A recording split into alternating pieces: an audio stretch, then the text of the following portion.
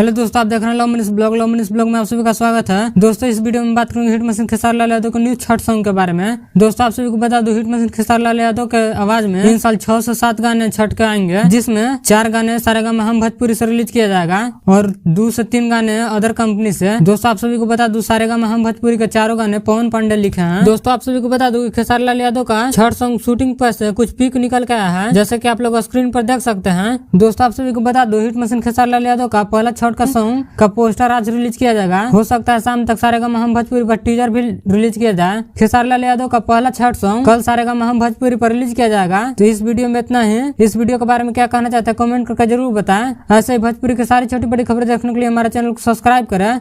मिलते हैं अगले वीडियो में, तब तक के लिए जय हिंद।